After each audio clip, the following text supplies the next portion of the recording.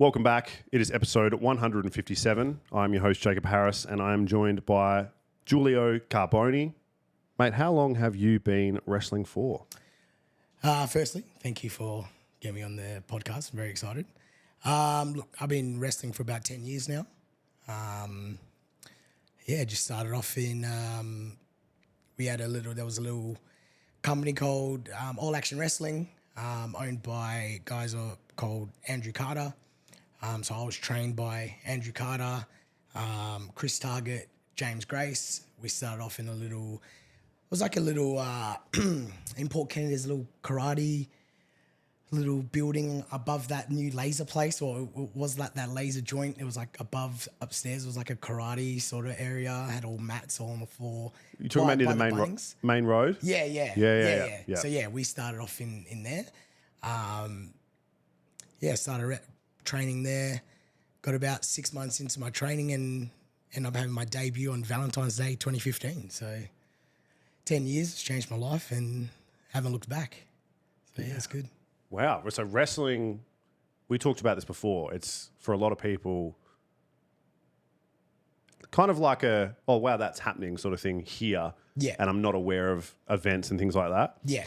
Because it's that way for me, but also you've even said yourself, like a lot of people aren't aware of like where it's at in probably Western Australia. 100%. Yeah. They just think WWE. Yes. So when I looked at some of the stuff you were doing, especially some of the more recent videos you had up, was it Southern Territory Wrestling? Yes. Southern Territory, yeah. That's also owned by Andrew Carter. So he did own All Action Wrestling. That ended up selling, and COVID hit, and we all had a bit of a break. And I guess I was missing wrestling quite a bit. Didn't wrestle for about a year and a half, and I hit up Andrew. Andrew's actually my ex-brother-in-law, so he was married to my wife's sister. And then I hit him up one day. I said, "Man, you need to get back into this wrestling stuff. I need you to start up another company, please. Like, I need to get back into it." There is another company in Perth called Explosive Pro Wrestling. To be honest, I didn't think that I was fit to wrestle there. Only the fact that the guys there are just like insanely good. Currently, I am training with them now, and I have been doing a few shows, wrestling on their shows.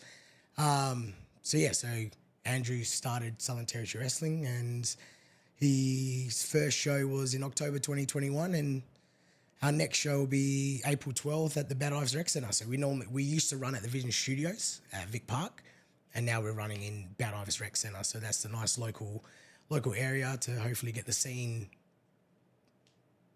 down this way. So all Explosive Pro Wrestling is mainly north based. They're in Malaga, Perth. They sell out like Wilson Stadium. So they've been around for a very long time. I used to actually watch Explosive Pro Wrestling when I was a kid, and I've been watching wrestling my whole life. So I started watching Explosive Pro Wrestling, and then I got into a bit of a break in high school when my mates just thought it wasn't that cool. So I was like, all right, well, if my mates didn't like it, well, I'm going to stop watching it. And then I left school, and then I remember one day I was just at home and put it on. I was like, fuck, this is so good.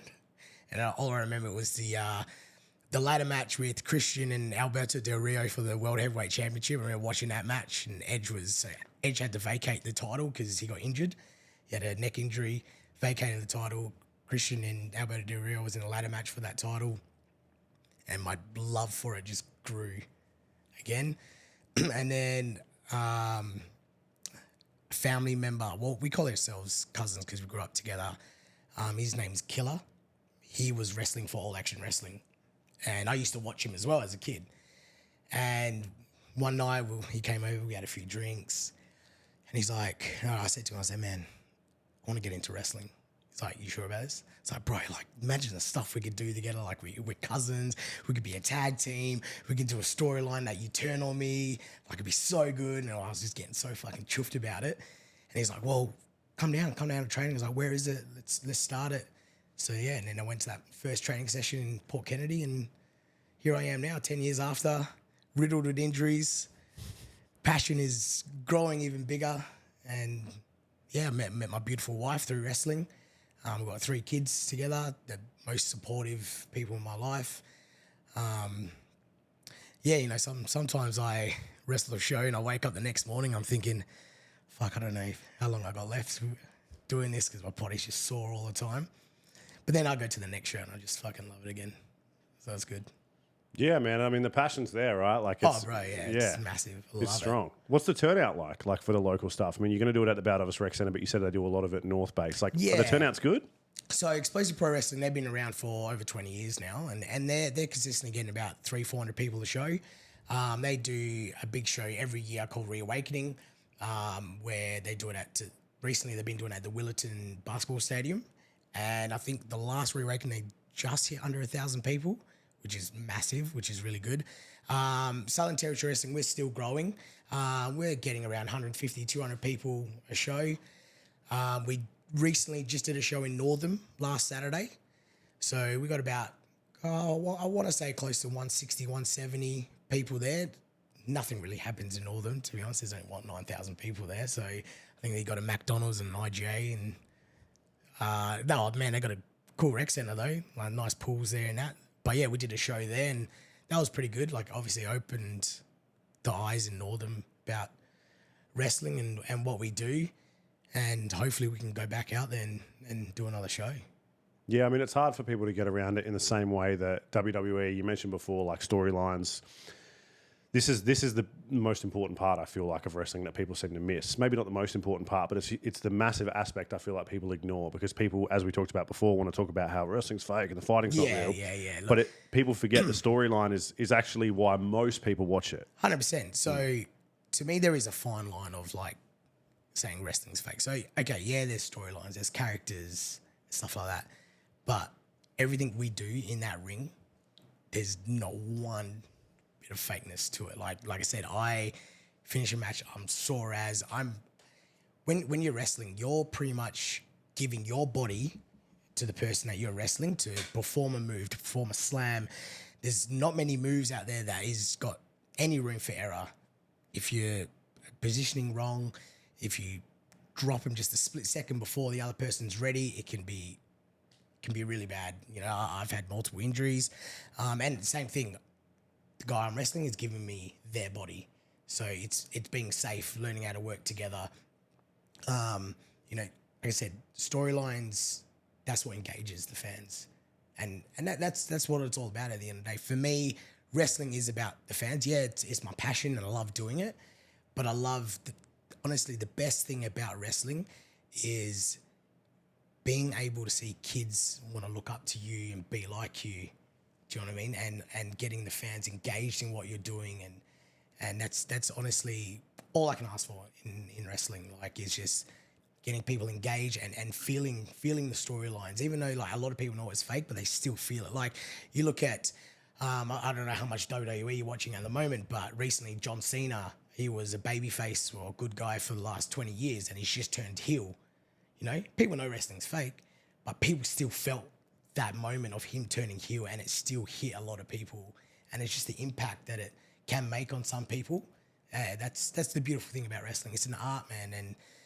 And a lot of people, like I said, growing up, my friends are like, oh, fucking wrestling gay. Like, you love fucking wrestling sweaty men and you fucking want gay bum sex with fucking guys like this, rah, rah. And I'm like, no, it's not fake at all, man. Like, well, you're not bumming each other in the ring, right? Yeah, it's not. You know what I mean? The kid. I mean, there's families there, right? Yeah, it's not really that gay, you know. Yeah. And it's just like, well, what if I'll give you a big superplex off the top rope and you tell me you get up without being winded? Yeah. Do you know what I mean? Or taking a slam on the outside on the concrete floor. Like I've taken multiple of them. I've been thrown into brick walls. And like I said, like you're throwing your body into these things, going through tables. I've been hit across the back multiple times with kendo sticks, people taking thumbtacks. If you said to me wrestling's fake, and I said, all right, let me slam you on a bunch of thumbtacks, what are you gonna say? Yeah, I'm not interested. I'm not. Yeah. So there's people that look. For me personally, if someone asked me to do thumbtacks, I don't know.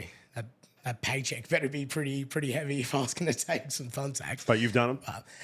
No. So look, the last time I seen thumbtacks, I was it was last year. I was wrestling my best mate. So my best mate also trained me, Chris Target. He was one of my groomsmen at my wedding. Love him to bits. Got so much time, so much respect for him. Proud of him as a person, proud of him as a father, just proud of him in everything he does. In the wrestling world, we hate each other. So we had a match, and I actually said to Target, I said, man, let's do a thumbtack spot. Be mint. Do a superplex off the top rope, both take thumbtacks. He's like, all right, cool. And he's like, all right, I'll buy the thumbtacks. Sweet. So I thought this guy will only buy like 100 thumbtacks, 100, 200 thumbtacks. This guy fucking brings like 3,000 thumbtacks in a bag. Ugh. And I was like, nah, man. we're changing it up. I'm not taking any of them. I was so scared. I was like, nah. And then he was like, well, I bought him. What do you want to do? And I was like, I don't know. Do you want to take him? Do you want to take the bump of the thumbtacks? He's like, all right, I will. And I was like, yeah, I'm not. And then I remember during the match, just seeing the thumbtacks, I was like, nah. It was just like the anxiety went through the roof, and then I had to do a move on it. But I like held bitch down on the move because I was scared that I was going to take the thumbtacks. And yeah, I remember. So I hit him with my finisher. And it was actually for the Southern Territory Wrestling Heavyweight Championship. So he was the champion at the time.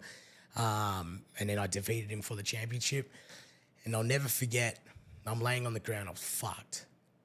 My younger brother also wrestles as well.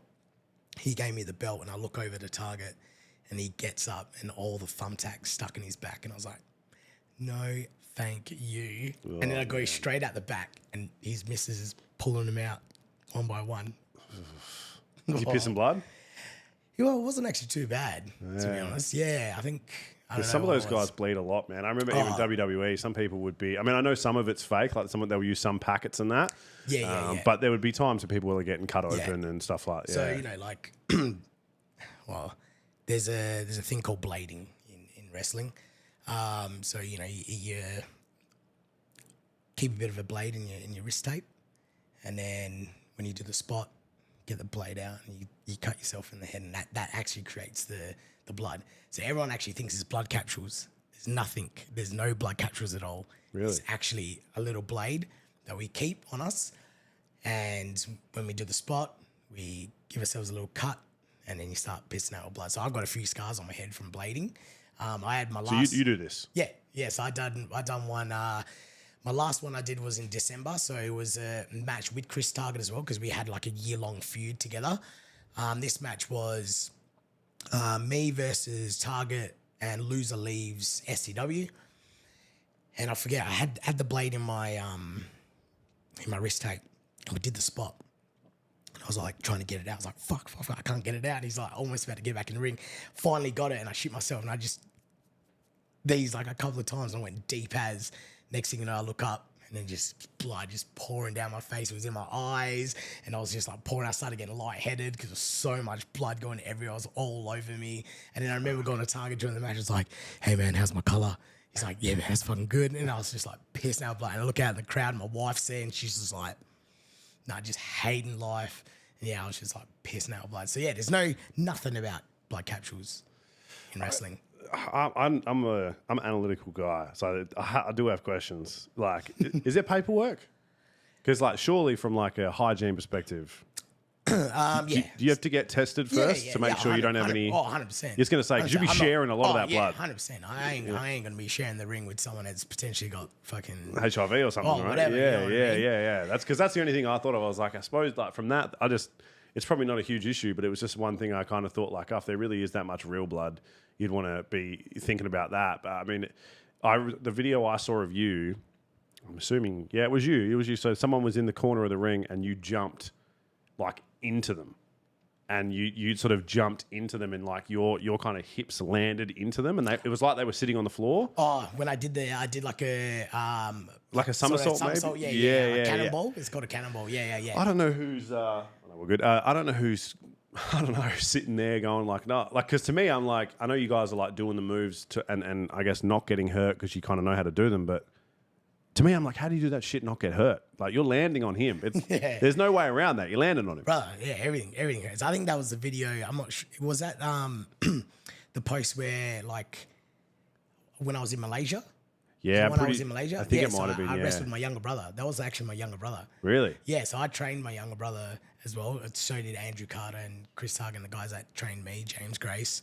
So yeah, my younger brother, he's actually currently living in Norway, and he's wrestling in Norway. He's currently the global ambition champion, and he's wrestling around Europe right now and defending the title. And he's doing well for himself. So yeah, so he's been in the game. What I want to say 6-7 years now. And we were tag champs together. We had a feud together. We actually won WA Pro Wrestling Tag Team of the Year in 2018, my brother and I. And yeah, he's a lot more athletic than me. He's a lot more skinnier, a lot more. But I'm just the more handsome, stronger guy. More charismatic. Yeah, 100%. Yeah. I like it. Yeah. Is there a lot of, if he's doing that, like, is there a lot of money in the kind of, is this amateur wrestling? Is that what you call it? Or is this still like semi-pro? I would say it's a hard one because, wrestling isn't as big as Australia.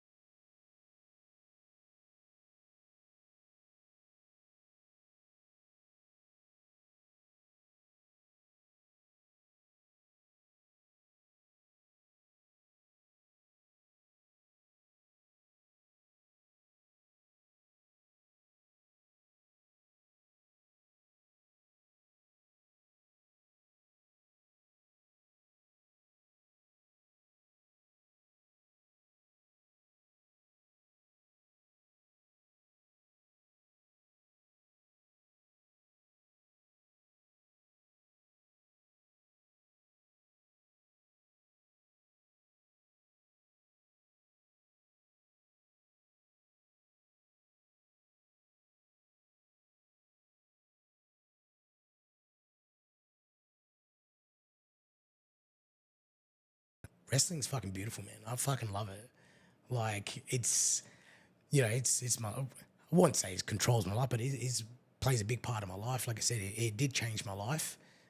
Going from a very downward spiral at one point in my life, and it brought me back up, and it's made me the person I am today. So talking on that, what kind of trajectory do you mean? So unfortunately, at the end of 2013, my dad passed away. It hit me pretty hard. The fact that I wasn't the best of kids. I was getting into a lot of trouble. Sometimes I would think to myself that maybe I wasn't the son my dad deserved sometimes. I'll never forget. So I try to keep a strong face when my dad was sick. And the one time where it really got me was I helped my dad go from his bed to the toilet, and he was holding on to me. And we walked into the toilet, and I helped him go to the toilet, and I brought him back to his bed. And then I just went into my room and I just cried. Cried for, I reckon, a good hour, because I was like, why have I never been like this with my dad? Why is it only taken for him to be sick, for me to be the son that I think I should have been for him? Where, I went 18 years, I wasn't, like I said, I was somewhat a good kid, but sometimes there's parts of my life where I regret the way I treated my dad, especially my mum, the way I treated my mum sometimes. I regret. And obviously now I can't take that back now that my dad's gone. But, if he was here standing in front of me, if I had another 5 minutes with him, literally all I'd say is sorry. And hopefully in an afterlife, if we meet again and he becomes my dad again, I'll hopefully do better. But with wrestling, I was such a downward spiral. It was my mental health. I just got out of a relationship, and wrestling brought me back up, put confidence in me. Like I said, I owe a lot to Andrew, Chris, James, Luke, or Craven, Avi as well, Killer. Owe a lot to them. There is a saying, wrestling doesn't owe you anything, but I owe a lot to wrestling because it changed me, changed my life, especially my wife as well. She's changed me as well, molding me into the person I am today. if I didn't have any of this in my life, honestly, I reckon I wouldn't be sitting here talking to you. I'd probably be one in jail, or I'd probably be 6 feet underground. I can tell you that right now. I was going through a pretty bad stage in my life. It was only going to get worse until I switched it. And then wrestling, my wife, the people I've met, has changed that. So it's, to this day, it still gets to me. I still have my moments where I miss my dad and I have a bit of a cry. I'm someone that likes to cry on his own. I don't like to publicly, I just think I've lived my life being like, you're a man, you need to be strong. You can't show your feelings to people, stuff like that. So that's where I get the whole, I'm a silent griever where, I cry by myself or when no one's not around. So, but, talking about my story and stuff like that, hopefully, I can help people who were in that spiral, downward spiral as well, to get back up and find something, if it's not wrestling or anything that they find passionate, to help them get out of that hole and bring it back up, which what happened with me. I relate to that, man, hugely. And it's losing a parent isn't easy. And, that's obviously had the impact that it did with you. And then similar to myself, when you have a relationship with someone like that and there's things that you can't change. I wasn't the greatest teenager, things like that, Yeah. But as you said, you can't hang on to that really. You've got to, think about the things. You can think about who you are now. And I guess that's probably the only thing that I do because I am such a different person now and I know what my mum would have wanted and I know how she would look at me now. So I know 100%. that's, got to think of that. And so I guess that would be my even question for you because I know that's what helps me. What do you think your dad would think of you now as a man, as a father, as a wrestler? I don't know what was his opinion on it. Were you wrestling at that time? No, so I wasn't wrestling at the time. To be honest, my dad, he actually was someone that would stay up late at night to watch wrestling with me. So, there was I think it was every Monday night there was Buffy the Vampire Slayer, and then right after that it was WCW, and he'd stay up with me and watch both of them until it finished and I went to bed, even though he had to get up 4 or 5 o'clock in the morning to go to work. These things were on at 11, 12 o'clock at night, and he'd stay up to make sure I was safe and went to bed. And then, these are the sort of things that get to me now is, what he did for not just me, but for my brothers and my sister as well. He was just such a loving dad. With my mum as well, we all grew up with loving parents. And to be the one that I was growing up, it's sad, but I can't really take anything back. All I can do is learn from it, and I'd like to say my dad is proud of me of who I am today. Obviously, he always wanted grandkids, and he's got that now. Obviously, he's not here to meet them. He never met any of them. So my older brother's got 2 kids. I've got 3, and at least my dad can sort of live that through my mum in spirit, or however you want to look at it. But he's always with me. He's always with us. And then same thing with my sister. I mentioned before, unfortunately, my sister passed away in the end of 2022. She had a rare condition called it's a tongue twister, chorea acanthoicosis. So it's a degenerative disease. There's only 500 to 1,000 cases worldwide. She could have potentially been the only one in Australia to have it because there's not much research in that disease at all. And she actually got sick. Well, she got metapneumonia, got sick, and that's what took her. And the week after she passed away, I was actually wrestling current WWE superstar Carlito. Oh, really? Yeah. So I was wrestling Carlito, and my sister passed away the week before, and her funeral was the day before. So I made the plans of picking Carlito up from the airport. So he flew in the night before. So when the wake finished up, I drove up to the airport, and honestly, it was the hardest week of my life. Honestly, it was so hard. And then I remember driving up to the airport and thinking to myself, do I mention it? Do I mention what's happened? And I'm like, no, I'll play it safe, because sometimes with wrestlers, if you're not in the right headspace, things can go wrong. You know what I mean? Like when you're wrestling, you need to be on point all the time. If your head's out of the game for a split second, that's when shit can go wrong. With Carlito, with how big he is and, you know, with his experience, I didn't want to tell him what's happened and him go, no, you're not in the right headspace. I can't wrestle you. So... Because it meant a lot to you, right? You wanted to wrestle him. 100%. Yeah. 100%, man. Like, Carlito's someone I grew up watching, right? So I go to the airport, I see him, we get in the car, we're driving, and he goes, how was your day today? I was like, fuck. I'm like, yeah, man, it was good. And then we started talking. Anyway, the next night we wrestled. We had a really good match. And then after my match, I got on the mic and talked about my sister, broke down in the middle of the ring. Then I got out the back. Carlito came up to me, hugged me. He said, why didn't you tell me about your sister? I said, man, I was so scared. Like, you know, you weren't going to want to wrestle me because I'm not in that right headspace. And he goes, bro, we all started somewhere. You know, we worked together. Even if you told me I would have still wrestled you, we would have still put on a good match. And yeah, he gave me a hug. And man, that was like honestly the best feeling. And I remember just walking away and just having a little cry.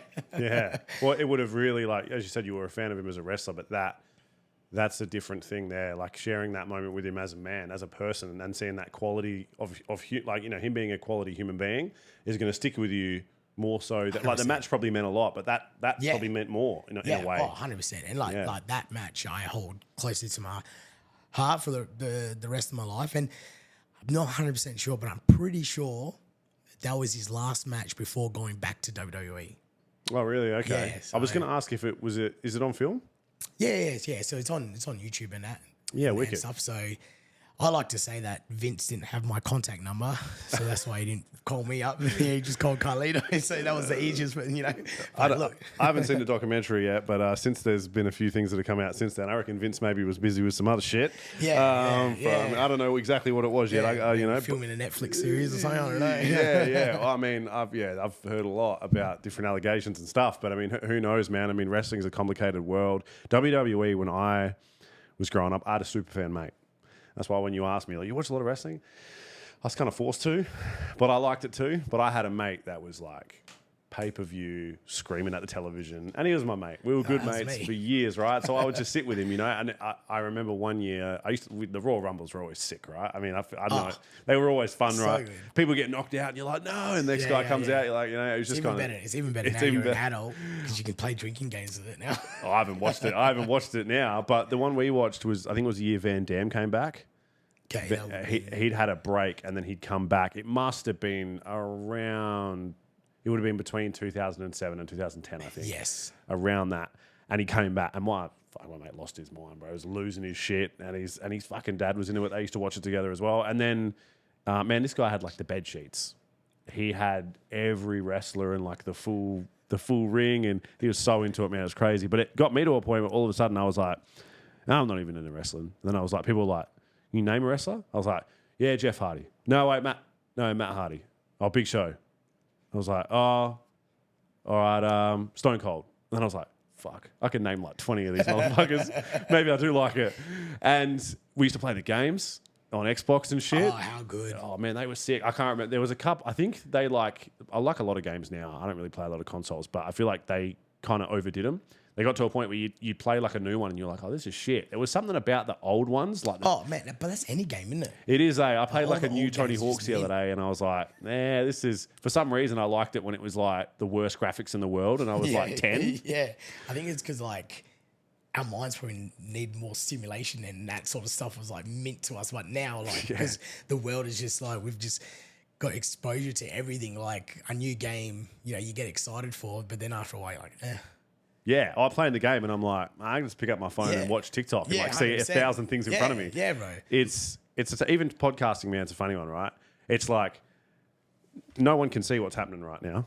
All right, but I'll take this. I'll break the fourth wall right now. All right, I'm going to give shout out to Rose, right? Because Rose is helping film this podcast. All right, so there's someone else in this room that you can't hear or are aware of. There's fucking lights, there's cameras, there's all these sorts of things. It's a beautiful studio, I tell you what. Thank you very much. It's very nice, but it's a conversation. Yeah. What an over-engineered conversation. When podcasts first came out, no one filmed the shit. it was just audio, and it didn't matter. We could be in a fucking warehouse, no one knew, right? Yeah. Now podcasts, so you see people do a podcast, and they're in a $500,000 studio for a conversation. It's the most hilarious thing ever to spend a bunch of time and money on.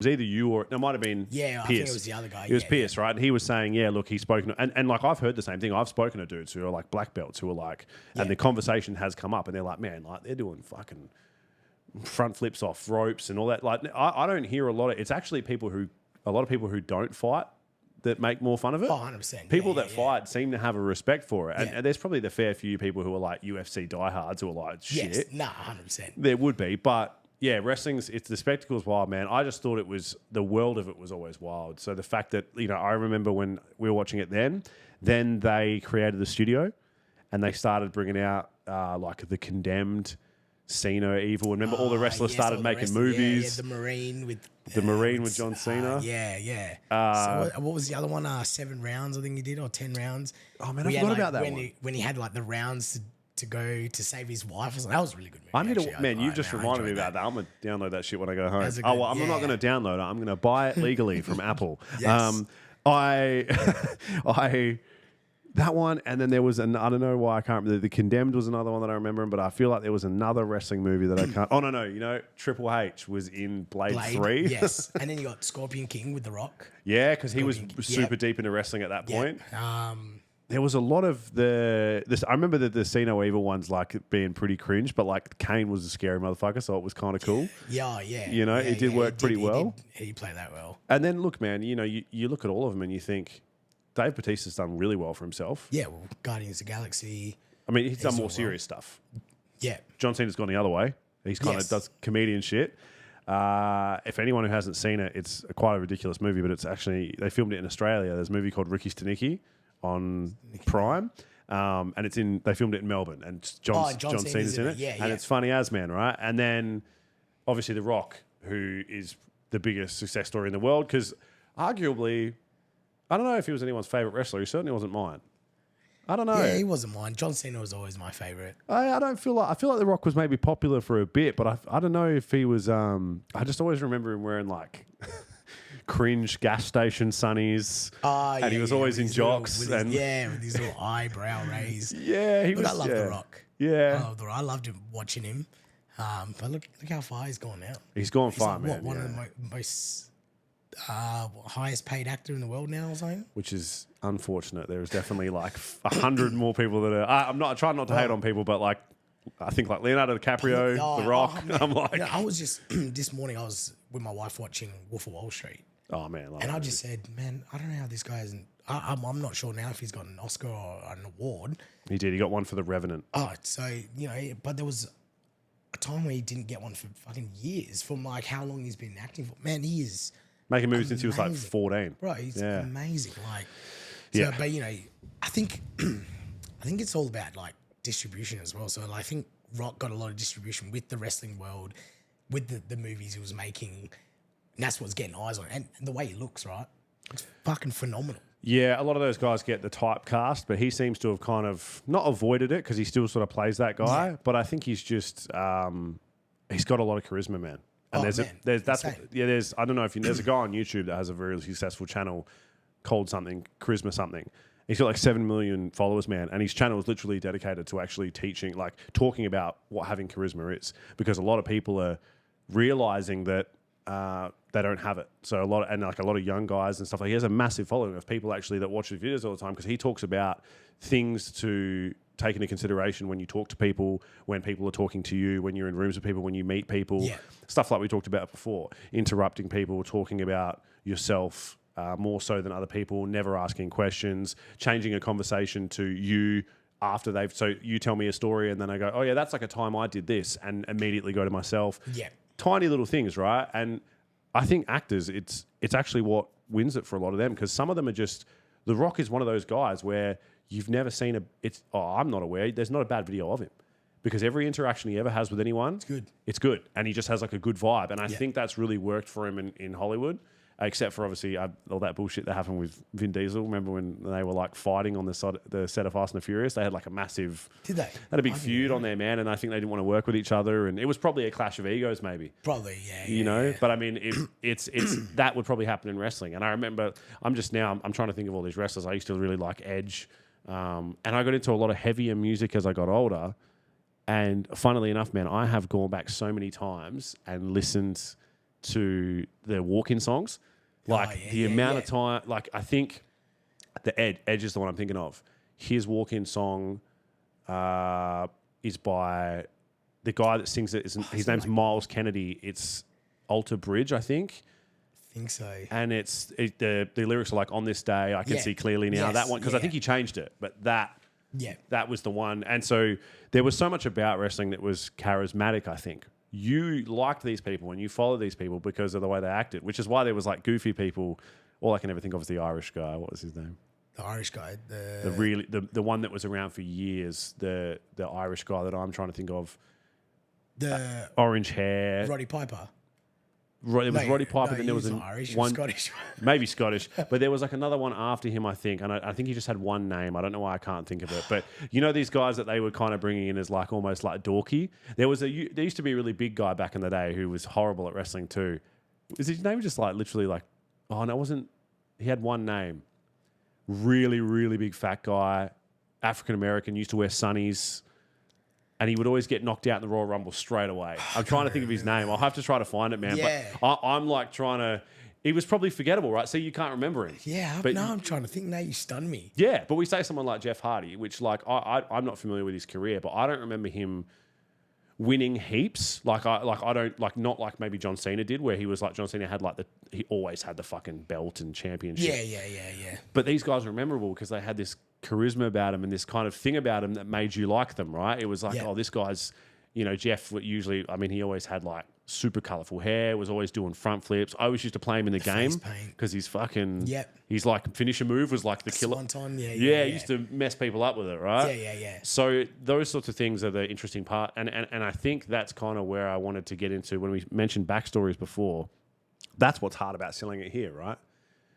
Because if someone doesn't know who you are and they don't know who the guy you're versing is and stuff like that, and there's not been a way for you guys to, this is the storyline, people aren't enamored by it like they used to be because of all the stuff we have access to. And so it's really hard for you to get that across to people. And when you do, I'm sure a lot of people would be receptive and interested. But it's hard because of the level you're at. Yeah. Amateur, semi-pro, whatever you want to call it. Yeah. You got to get them in there first, you know? It's like some of the best music in the world you just never hear because you just, you know, maybe someone listens to 10 seconds of it and they don't give it a chance, then all of a sudden they don't listen to it. But they might have loved it if they gave it more of a chance. But we live in a world now where everything's on demand. I know. 5 seconds. Yeah. So you're trying to sell something that 20 years ago you could sell to a ton more people. 100%. And unfortunately these days people don't give that chance. And in an area like Australia even as well, or even, you know, Perth, WWE still got the attention, but it's getting the attention of people like you and people who grew up with wrestling, right? It's not like there might be 10-year-old kids going to it, but those 10-year-old kids were probably introduced to wrestling by their dad. They're not organically seeing it as a 15-year-old going, that's fucking awesome. Yes. That's probably not happening as much as it used to. Yeah, I think like now, or especially with my kids, the only reason why they watch it is because of me. Yeah, do they love it? Do they all love it? Oh, man, they love it. My what are two their young ages? boys, so Mateo, he's 6, and Malachi, he's 2 turning 3. They love it. They got figures. They've got the rings. See, I was someone that never had figures, rings growing up. I had the belts. I never really had figures and stuff like that. Just weren't into it, or Sorry? we're just not interested? No, I don't know. Well, yeah, I wasn't really into the figures. Like, I had a few, but man, I've been to friends' houses that were wrestling fans like me, and they've got fucking glass cabinets full of them. Yeah, really. Like, to me now, like, I'm just like, it's a bit weird. But then, like, but like, no, my kids have them. Like, my kids fucking love them. And, you know, every time my wife goes to the shop, she comes back and she's got a brand new figure for him. And, you know, and they've got the ring, they've got everything, they've got the full setup, and boys love it. And Mateo, every time he hears me doing wrestling, he just wants to come watch. He watched me last night. He's watched plenty of my matches. He was actually at the match where I bled. Oh, wait, but I had to tell him it was tomato sauce. And then the other day he was like, Daddy, when are you going to wrestle again and bring your packet of tomato sauce? I was like, oh, soon, buddy. And I don't know, you know, when tomato sauce is cheap and goes on sale, you know? But like, you know, and yeah, they love it. Malachi loves it. He, you know, him and his brother, you can hear him in the background in the room, and you hear him wrestling, and you hear this 1, 2, oh, ding, ding, ding, and you hear him just going off. And like I said, and it's these days, it's kids and that. I don't think they've ever just sat down, turned on the TV, seen wrestling, go, I fucking love this. They've probably got someone within the family or a friend group that love it, that have showed it to them. And then that's probably how they've gotten into it now, you know what I mean? And like what you were saying, the dads like myself, you know, showing my kids, and that's how the wrestling is shown to them as well. You know, I don't like, there might be people that would sit down, turn on the TV, see wrestling and think it's fucking amazing. But if they know they can't relate to someone else that likes it, that's like another thing as well. That's what got me to stop watching it in high school, is because I couldn't get certain of my friends to relate to the wrestling world like I did. My mates were all about football and rugby and all this other stuff, where me was wrestling, and my mates were like, you know, they didn't really like it, so I couldn't relate to him. They're like, you're gay. Yeah, 100%. I'm going to go get changed in a locker room full of naked dudes now. Fuck yeah. Let's all have a shower. Yeah, we're all going to have a shower. You can go watch wrestling, you faggot. Yeah, that's it. I like it, yeah. And then, so I couldn't relate. So I stopped watching for about 4 years, and I watched nothing. No wrestling whatsoever. Did you catch up later on? Did you go back and see what you missed? 100%. Like now, like, you know, I'll put my hand up and say that I don't watch as much wrestling as I should. I think because the house is just run by wrestling. Me, my kids love it.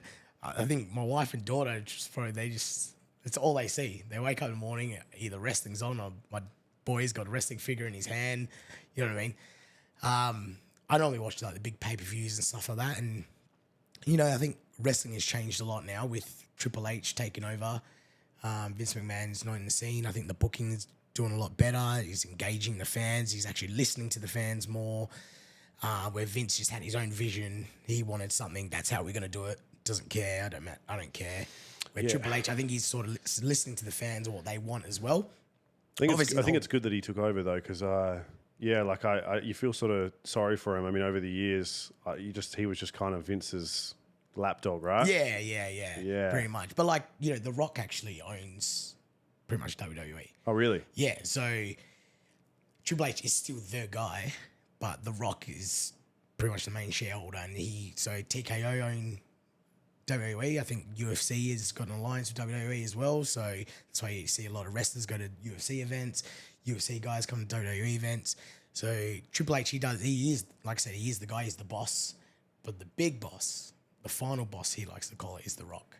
So I think anything with approval or certain like this, certain decision making, most likely goes through The Rock.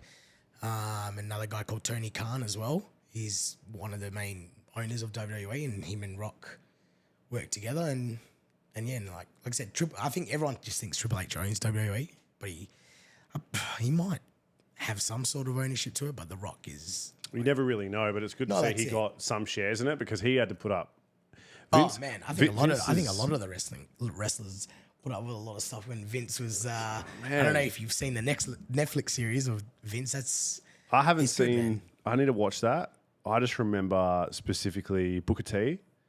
Oh, the clips back in the day where Vince would like just be dropping N-bombs and shit, and I was like, bro, like that. I don't know how much are you getting paid, because there's no way, right? You know what I mean? Like that shit's offensive. You know what I mean? Yeah. Just it doesn't matter how much you're getting paid. It's like, at what point would you look back on that and be like, oh man, like why did I let Like, well, because he didn't need to 100%. do that, right? It was No. just like, why are we just letting this guy be disrespectful because he's got this much money? I think for me, I think back then WWE was the place to be. Yeah. To be a wrestler, right? So no, people just put up The with distribution it, right? with wrestling was with WWE was huge. It was all around the world. So I think Vince looked at it as well. You know, like some jobs go like you're just a number. So if you don't like the way I run things, you can fuck off, and I'll bring someone else in. You know, and if you're in a company that's giving you, $500,000, $1 million a year, yeah, okay, like there's within reason you can cop some shit, but I think like that's WWE was the big company to go to, and then obviously WCW opened up, and they were killing the ratings. They were going over WWE for you. I think it was sort of like 80 weeks in a row or something like that. And then Vince McMahon needed to change his ways, and that's when the Attitude Era came in, and it started going from more kids and family to more the adult base, and started bringing in guys like DX, like Triple H, Shawn Michaels, and storylines were changing, and then WWE went through the roof.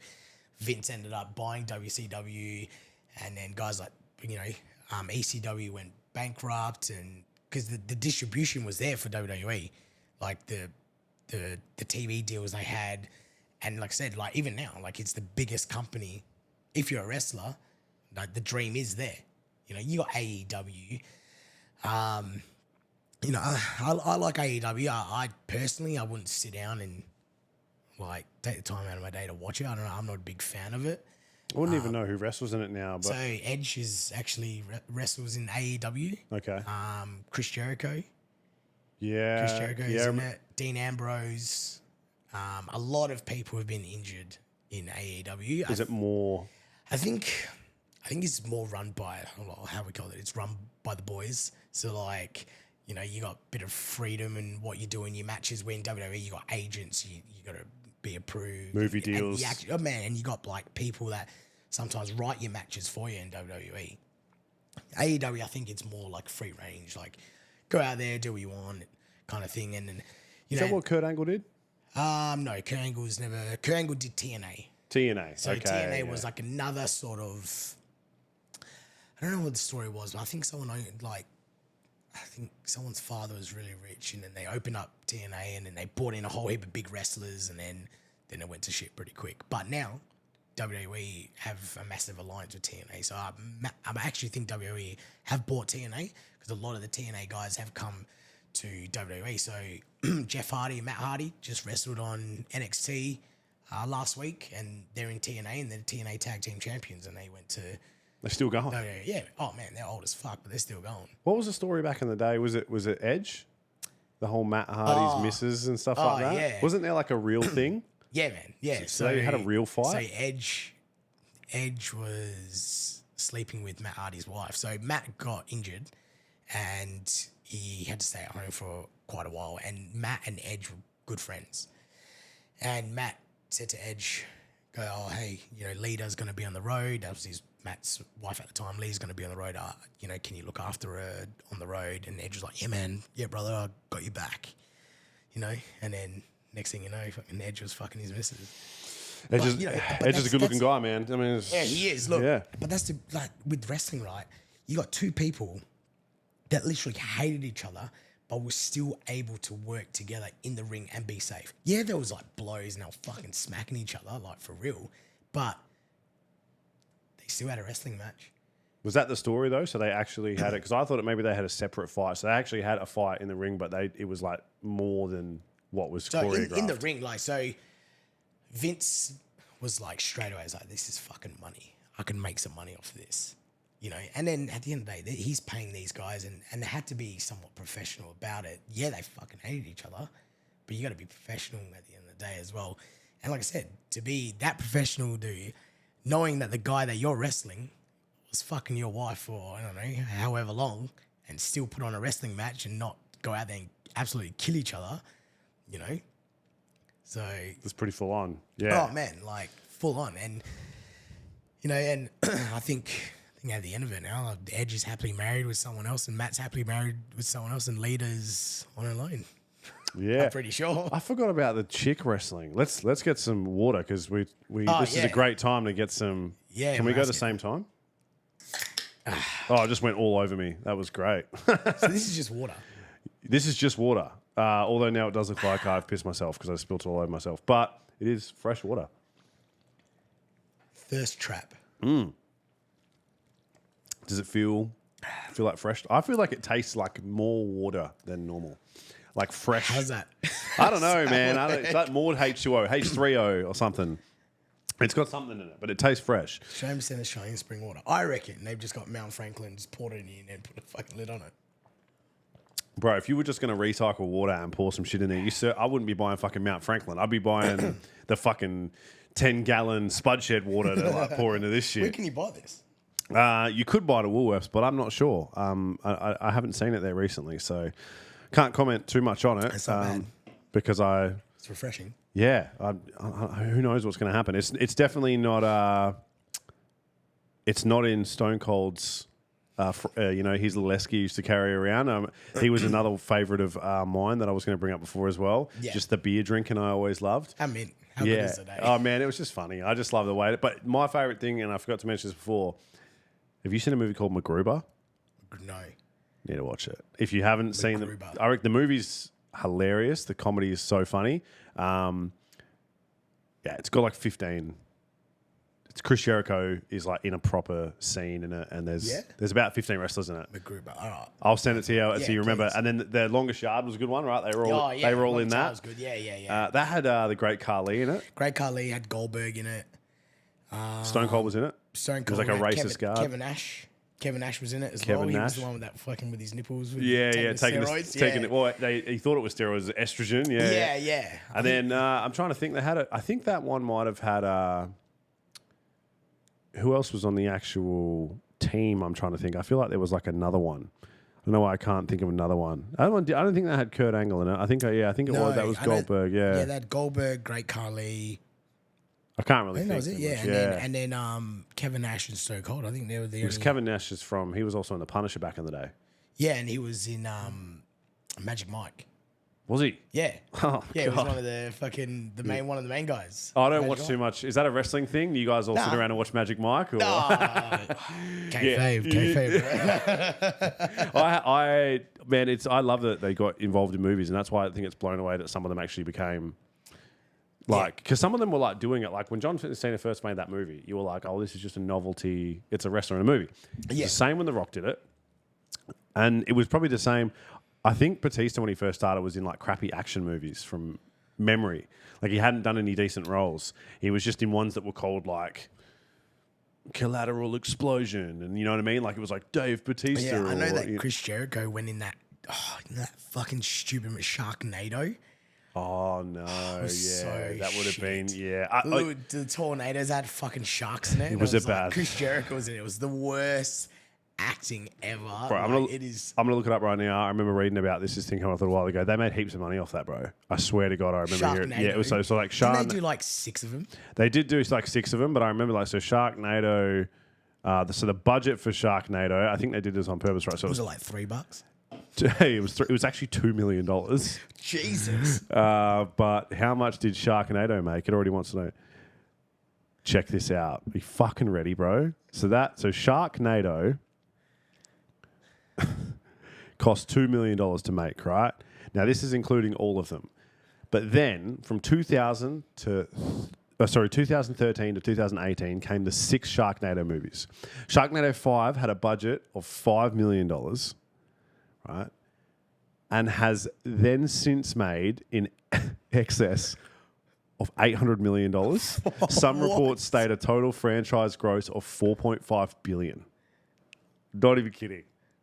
I think it's because everyone knew it was so shit that I wanted to sit down and watch it. Yeah. Movie, get publicity, everyone sit there and watch it, shit on it, make us money. Make heaps of money, right? That's literally the thing, man. I saw like a full video breakdown of it and it was like they basically went, let's go into a movie, let's spend fuck all money on it. and then just make it like classic and horrible and just like the stupidest thing ever. Bro, it was the worst. Like, The movie industry is weird though, man. The way they do that, like people like M Night Shyamalan does it as well. So have you seen any of his movies? So you've got like he made a recent one called like Trap, Sixth Sense, Signs. yeah, Fucking, he did The Last Airbender. He made a movie with Dave Bautista in it, Knock at the Cabin. I've seen that one. It's a random movie. I'm trying to think of a really popular one that he would have made. Lady in the Water. Fuck, what did he make? The Village. Surely you've seen The Sixth Sense. No? Bro, you gotta watch Sixth Sense. Rose, have you seen The Sixth Sense? Wow, See? oh my God. I don't need anyone, mate. Jesus. It's got Bruce Willis in it. I was telling my wife this morning, I haven't watched one episode of Friends. Oh, I'm with you on that, though. I reckon Friends is fucking overrated, sweet. bro. I thought I was the only person in this world that's never watched Friends, because my wife looked at me like I was a piece of shit. No, here's the thing. I'm not going to defend. You know, you might still be a piece of shit. I want to put that out there, right? Because I know I am. But those movies are good because it's like empty. It's empty TV, right? It's like where nothing, you know, like no one walks in and my rego's due. That never happens in those shows, right? They walk in and Joey's like, hey, and they've got like pizza and everything's happy all the time. That's not how life is. So How I Met Your Mother, Brooklyn Nine-Nine, Friends, these empty shows that you've had a shit day at work, man. We've all dealt with stress. Maybe you've had a fucking bit of a down day. I don't want to go home and watch a movie about some lawyer struggling with money problems. Yeah. I'm living that shit. I just want to watch a show about something happy. And that's what Friends is, bro. That's why people like it, I reckon. And that's Have you what watched people, it? No, that's what I'm saying. I just know what it is. I've seen like 10 minutes of it, but I've never sat and watched an episode start to finish. Yeah. But I know. I already know, bro. All the set pieces look exactly the same. You never noticed in those shows? House, just one house, and the same as Brooklyn Nine-Nine, just the office, and Brooklyn Nine-Nine. Yeah. And this is nothing, right? Cost them fuck all to make. but they're making so much off it. 100%, because people love it. People are like, Brooklyn Nine-Nine's amazing. I'm like, whoa, settle down. I don't know if it's amazing. I'm not going to like Shawshank Redemption, Brooklyn Nine-Nine, right under, you know, it's not that, I mean, but it's easy for us to watch, right? And it always comes back to that conversation that we've been having about wrestling. It's that same sort of thing, right? It's like, no matter what it is that you're doing, the production value in that regard does matter, because you're not relying on the fact that, for instance, people will watch a real fight on blurry Nokia back in the day. Your mate would Bluetooth it to you and, oh, bro, two people smashed on at Warnbro High or Safety Bay. Shittest fight you've ever seen, blurry, and you're all like, oh, check it out, right? But it's because they're actually fighting, right? Yeah. And in wrestling, because there isn't that element of it, right, the fight's going to last a while, right? So it's not like someone's going to get knocked out or it's going to end real quickly. Unless you do something wrong, yeah. Unless you do something wrong, which hopefully you don't. Well, I have actually knocked someone out. Is this when you were in the different country? Yeah. Yeah. So you knocked him out completely? I did, yeah.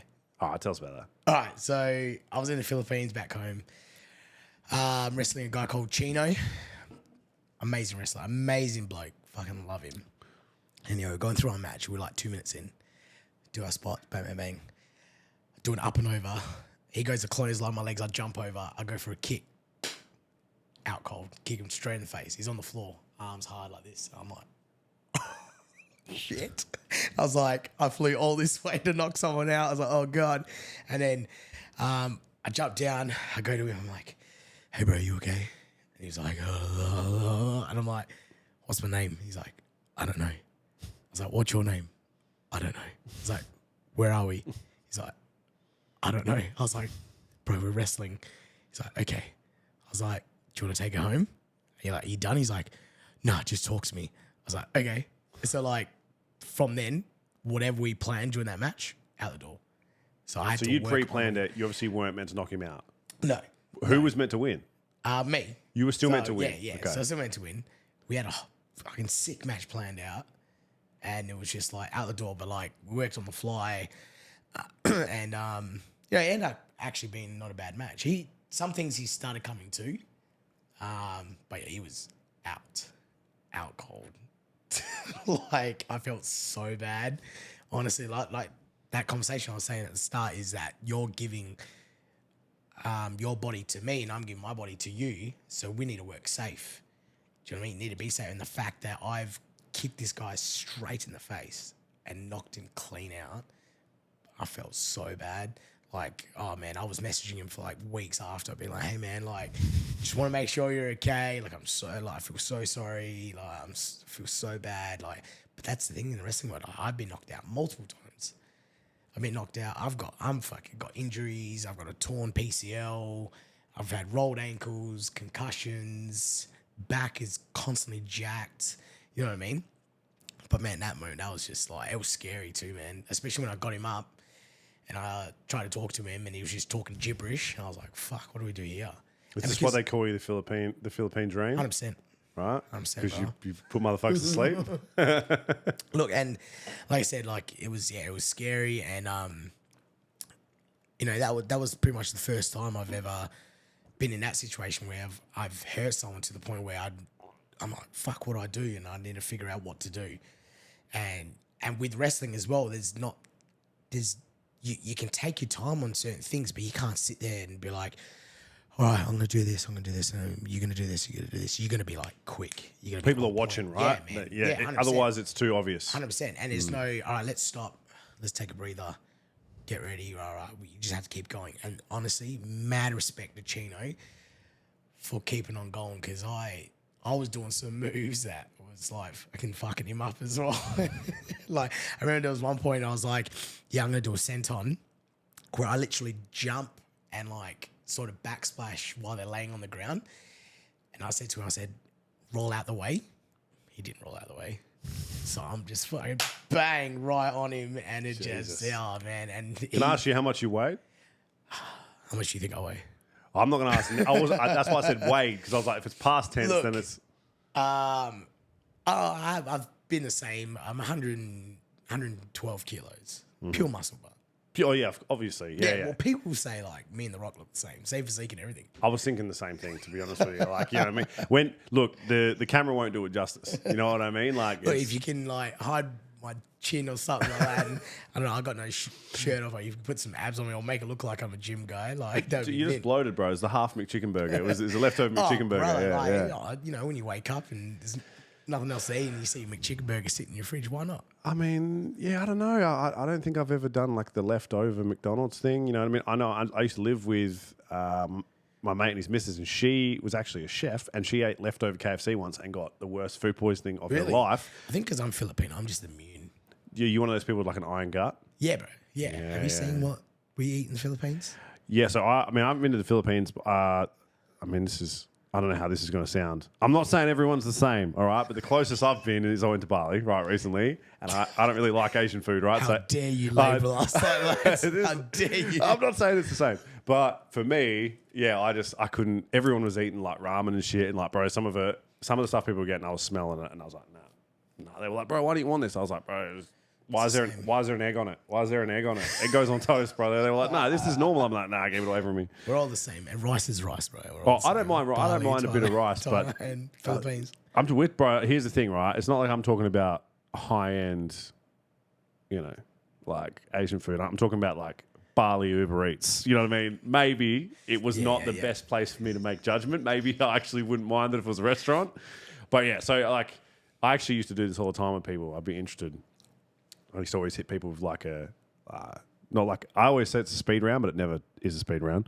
But I always say to people like, yeah, so if you were going to eat like one meal, like what would it be? Like, it's like, let's say you're on death row, you know what I mean? And then you got like one meal left, bro. What would you go?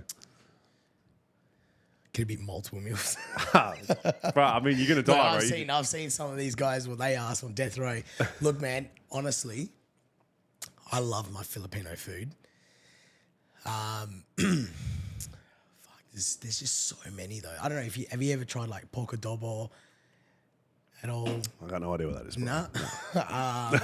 So like if it was me, it would be big fat bowl of rice with a bowl of sinigang, a bowl of pork adobo, a bowl of kare kare, and look, let's spice it up. I'll add in like some fucking 10 wicked wings in there as well. From KFC? Bro, you know what the funny thing is? When I eat KFC, I need to have it with rice. Yeah, because in Philippines, it's with rice. Yeah, okay, yeah. So like, I'll go to friends' houses and I'm like, yeah, we're having KFC for dinner. Sweet. Where's the rice? They're like, what the fuck do you mean? I'm like, bro, you can't have chicken without rice. What is wrong with you? Do you And then not have especially chips? with the gravy? Yeah, I have everything. I have coleslaw, chips, chicken, all in rice. Everything, Yeah, yeah. Rose is Vietnamese. I'm pretty sure she'd relate. Rice goes with everything. Are you a rice with KFC, Rose, or not? Yeah. No, See? what? Man, Nuts. you know what I used to do when I was a kid? I used to get the salami. I used to get a piece of salami. I used to put a roll of rice in it and then roll up the salami and eat it. Really? Bro, rice goes with everything. So, okay, here's the thing. You've given me that answer, but I feel like that answer is kind of like you've almost given me an answer that's like, oh, I'm going to die after this. Well, that means I don't need to shit none of this out. All right, I'm going to have this. 100%. Because everything you just described sounds like a stomach ache and a half to me. But I mean... Senegal's it's like pork. You know what I love? I love like the pork fat. Oh, okay. But like my wife likes the crispy one. I like it when it's like the soft. Yeah, like pork belly. Oh, like soft when I love that. Bringing sort up of food stuff. was a dangerous topic. I'm a food guy, so I'm with you on this. But as you can see, I'm a food guy too, right? What? Yeah, from the muscle, right? Yeah. 100%. Yeah, that shit doesn't grow It's itself. all that protein, brother. You know? yeah.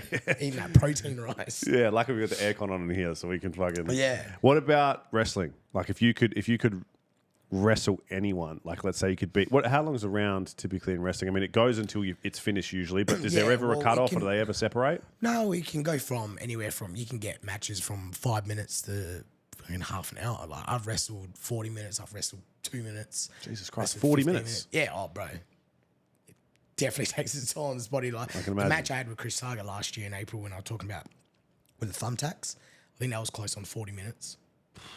Jesus. Just non-stop hitting each other. Let's say 5 then. If you 5 could be in minutes? 5 minutes, anyone in the ring.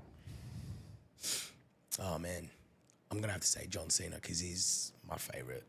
What was the 5 knuckle shuffle? Is that Bro, still his like finisher move? FU, yeah, man. FU, that was the other one. he was one of the guys that brought me into wrestling when I was a kid. Like, I'll even say him or Rob Van Dam as well. Van Dam Rob was Van Dam was one of my favorites growing up. What was his? Oh man, I'm remembering all their names now because I thought about Rob and I couldn't remember his move, and then that made me think of Shawn Michaels. He used to do that mad fucking kick, Yeah, the super kick. bro. Yeah. That was like surely people were just flat out getting kicked by that. There's Oh no, yeah, man. Oh, Andrew, the guy that trained me, Andrew and Chris Target, their finish is a super kick, and I've taken super kicks from both of them. And like I said, if all it is a split second, if you're in the wrong position and you get booted in the face. Bro, I've been booted in the face multiple times from super kicks. So Wow. Okay, so what? So what did you say, John Cena? Okay, I got a real question before we move on. Do you like John Cena's rap music? The Doctor of Thugonomics. That stuff's questionable. Hey, it's crazy the stuff that he used to get away with because it was almost like he's one of those white guys where it's like, all right, you've got some like size about you and you've got a bit of style and stuff. Like, fair enough. Hey, some of these rap battles that he used to do in the ring was actually pretty good. Yeah, He was good. He could quick. I was think on the pretty. fly. I was pretty big into hip hop, man. I don't know if we would call them quality. Also, like you're still white, bro. I don't know if you should dress like Flavor Flav. You know what I mean? Yeah, Sometimes I was he like, used to wear the freaking, I don't know, what were those hats with the fucking top of it was cut out Cut to out the side, to the side. with the freaking singlet and the big ass chain. Yeah. He's gangster, man. yeah. What? Fuck yeah. You know what I reckon his real thing in his head was? He's like, I'm going to do this, and I'm going to have heaps of fans. I'm gonna make a shit ton of money. No, they're going to dress up like me, and they're going to get the shit kicked out of them in school. 100% that was his plan. He's like, I know people are going to dress like this and get bashed hard, right? Because I don't know what it was like when you were at school, but people that dress like that at school were never very, people didn't really vibe with that when I was at school. Yeah. We didn't. Maybe in America it was more popular. I feel like it would be less popular in America. I don't know. I used to wear like fucking Wu-Tang shirts in school, brother. Yeah, but you got ethnicity about you. You know what I mean? I'm like super white, bro. Like I'm white as. Like if I can't even dance, bro. I'm like as stiff as a board. You know what I mean? I can't dance. Bro. I'm real bad, right? So what about you? Obviously, you mentioned you weren't like a music guy, right? Yeah. And you've kind of mentioned that about wrestling. So for me, I'm kind of like, if you could have, like, let's say you could, and we'll keep it wrestling related. Let's say you could take anyone's finisher move, like you could make it yours. It was never theirs, and now it's yours forever, and you can use it every time. And you created it. what finisher move like would you take and like make your own? Well, I'm doing it now, which is, well, it's called the Death Valley Driver, which is similar to the FU. Oh, really? Where it's more like a running FU. Okay. So I started that way before John Now I do it way better than him anyway. So yeah, you were doing it when you were like 3, right? 100%. Yeah, I was still in my dad's ball sack doing it. 100%. Now look, that's my favorite finisher, and I, like I said, I'm doing it now. I've also taken. I don't know if you heard of Roman Reigns. Yeah, I actually have. This is a whole nother. So I had Richard, there's a guy named Richard on this podcast, and he, I think he's kind of like, I don't know, had some a bit to do with WWE. He went to the last one, and I asked him what one of his favorite. I asked him what song he wanted me to put. You know how I hit you up for a song and was like, "What do you want in collecting?" Yes, and he made me put Roman Reigns' intro song, the Tribal Chief one. Yeah, I think so. Yeah. Yeah, so Roman Reigns does the Superman punch. Oh, really? And then I remember, just while I was training, I used to just do it to everyone. And then Andrew one day was just like, "Fuck, man, why don't you just do that as a finisher?" I was like, "Fuck yeah, I will." So yeah, so I got the Superman punch and the FU or DVD as my finishers. So, That's cool. I think a finisher move would be cool. I don't really have any finisher moves. I don't know what mine would be if I had one. I feel like I always like the 619. Yeah, man, I've tried doing that. That's fucking hard, man. I feel like core strength. You've definitely got to be. I think I think you'd be like more of a swanton or a frog splash kind of guy, You reckon? or a big fucking like elbow off the top rope. You got the build, man. Like, Yeah, I'm longer, I suppose. Rey Mysterio is real we need compact. more wrestlers around here, brother. Don't try and talk me into the ring, bro. I already fucked my body up with powerlifting. I shouldn't have done that shit. And that's even more stupid because you just lift a weight up and down. It's not even fun to watch. But no, look, I think it's cool, man. The Bout Ivis one, when's that? April 12th. So April 12th is the next show for Southern Territory Wrestling. Shit, I don't even know what the show's called as well.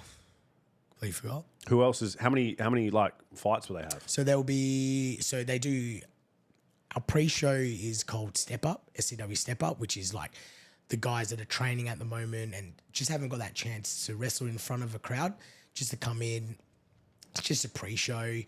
They'll do like maybe 2 matches there, and then on the main card it'll be about 6 matches. So you have about 3 or 4 intermission, and maybe another 3 or 4 after that, or 2, whatever. It all depends. Because sometimes, man, like at the end of the day, no one wants to sit through like 7-8 hours of wrestling. Even though you fucking love it, you know what I mean? But sometimes when you're at a show, it can get a bit too much. So you kind of need to be smart about like condensing it as well. So like doors open from 5, and sometimes like if you got a show that finishes at 11, that's 6 hours, especially if you bring kids, you know what I mean? So, my man, it's a good show. Hopefully, like you'll be free on the 12th. You can come down. Yeah, for sure. Bring some mates, and yeah, I'll be wrestling on that show. And like I said, we run quite frequently in Bout Ivis. And now that I'm training with EPW, obviously, hopefully I can get opportunities there as well. Like wrestling, like I said, wrestling's fucking amazing. I love it. Yeah, I haven't been to one, man. So that's the thing, right? Like it's that thing I said. It's an availability thing. It's an exposure and thing. I don't think many people know it is gone around, and I think it's cool as well because like especially where I work and stuff like that. And I mentioned that I am a wrestler. Some people think it's fucking sick. Like I've never met a wrestler before, and show them my videos, show them all my photos and stuff like that, and. You know, some work people bought some of my merch as well, as you can see behind me, one of my shirts. Oh, as well. sick, So, yeah.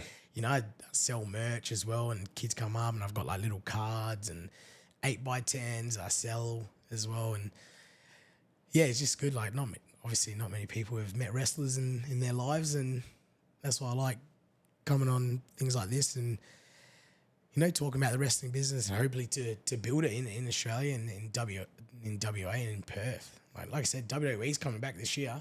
They're going to do 3 back-to-back shows, which I'm excited for. So You went to the last one, obviously. I did. Yeah, Was it amazing? I was like right by the entrance as well. I was like 8 rows from the ring or something like that. It was like $3,500 a ticket. $3,500. Yeah, bro. Oh, who'd you go with? My wife, my younger brother, and our god brother Enzo as well. So Enzo was probably one of the guys he was someone that brought us into wrestling as a kid. But yeah, there was the 4 of us. So that's $14,000 worth of tickets. Yeah, bro. Oh. Well, we tried to get front row. Front row was like $15,000 a ticket. It sold out by the time I got on it. Because everyone's gone crazy about the chick now, right?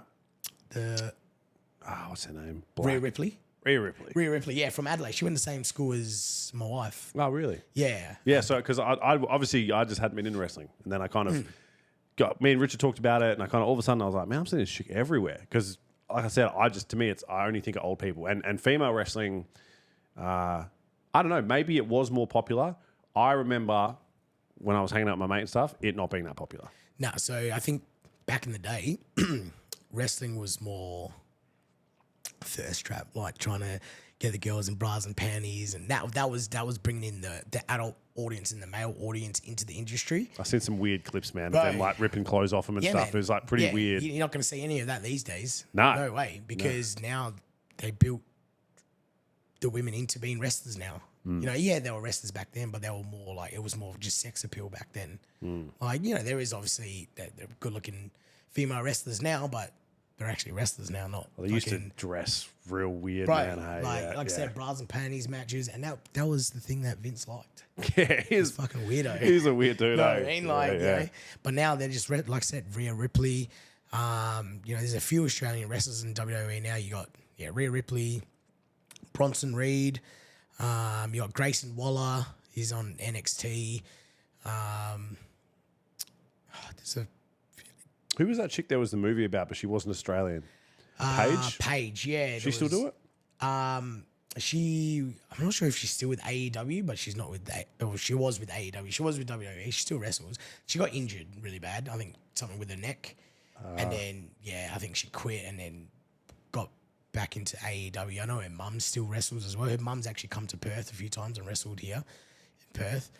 But yeah, there's a few Aussie wrestlers doing it big over there, which is good. Yeah. And I think WWE are trying to scout for more Aussie wrestlers as well, and scout more out internationally as well for bringing out more wrestlers, which is good. It helps these days, man. Like the world's, it's getting bigger. Australia's like, you know, we're having movies shot here, and there's a lot of musicians coming out of here, and lots more is happening. Like, even actors, man. You know what I mean? We got a lot more actors in movies and stuff. So I think we're seeing a lot more of it, and it helps grow the potential, inspires people like yourself and younger generation to be like, I can actually get somewhere. Yeah. I don't have to move to LA and work at a diner to try to be popular. Yeah. So for me, I kind of, I guess, I'm gonna let you do the outro. I guess I'd like you to.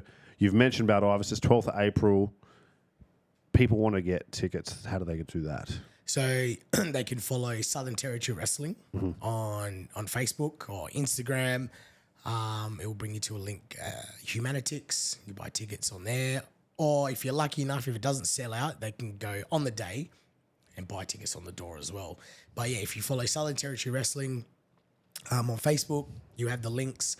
Or if you follow me on Instagram at the Philippine Dream _Julio, spelled Julio. I normally plug the shows on there as well, so you can see where to buy tickets from there. Awesome. I'm looking forward to it, man. It sounds cool. I guess I would like to say, you know, thank you for coming on the podcast. No, thank you. We could have talked for hours. That's The problem. Yeah, I was like, man, I'm starting to bring up shit. It's not even relevant. I got to reel it in. But it's great to me. I'm looking forward to actually seeing you wrestle in person as well, which will be really cool. Yeah. Not experience I've had before. And, you know, obviously I hope it goes better, man, and the exposure gets better. Yeah, thank you. And, you know, I hope that we can get a little bit out of this one as well, and then that can help as well. Yeah. And I guess for yourself, is there anyone that you want to, you know, you got family and stuff, is there anyone that you want to thank, I guess, and you can kind of finish the outro for the podcast? Obviously, the number one person is my wife, Kayla. So, like I said, and my kids, my 3 kids, are my biggest supporters. Obviously, notable mention to Andrew Carter, who trained me. Chris Target, who's also trained me, and my best mate. James Grace, Craven, Killer. There's so many people I'd like to thank. Could go on for ages, but these are the notable guys. Nothing beats my mum as well. My mum, my brothers, my sister, you know. So I want to thank all of them in supporting me in what I do, and you know, hopefully the dream is always get to the big time, you know what I mean? And I'm sure my wife would be very supportive if I ever got that opportunity. So, but look, I'm excited for the future ahead, and I've got I always say to myself, I'll stop wrestling when I die. So, hopefully it's just not anytime soon. Yeah, I mean, hopefully you don't have to die to stop wrestling. So look, yeah. So it's been an amazing 10-year journey so far. Hoping to get another 10 years out of it, depending on how the body holds. But look, I'll be hopefully I get to see you out there in the next show, and hopefully it brings out some new fans and build wrestling in the country and in Perth as well. Because like I said, wrestling is freaking amazing, man. Like I know people out there say it's fake, this, that. It's freaking amazing. It's engaging. People love it. The characters, the lighting, the music, just it's everything. You know what I mean? It's not just the wrestlers. It's everything around it. So hopefully, we can build this, get some more distribution within Australia, and then just make wrestling massive in Australia. Yeah, I'm looking forward to it. And like I said, I will report back with everyone that's listening to this. I'll put some shit on my socials. Who knows? I might interview people at the event. We can talk about that. That'd be mint. That would be mint. It's already ideas. They're growing already. Yeah, We're already making it better. You're an ideas man, mate. I Not am. just a pretty I'm all face. about it. It's mainly that, though. My personality is trash. I want to thank Rose. She's waving. Rose is here. I appreciate the help with the podcast today. I'll give a shout out to my brother Corey because he will probably listen to this one and he helped us set up. And look, man, thanks again for being here. And I'm sure we'll do this one day again soon. No, thank you very much for that, man. Appreciate it.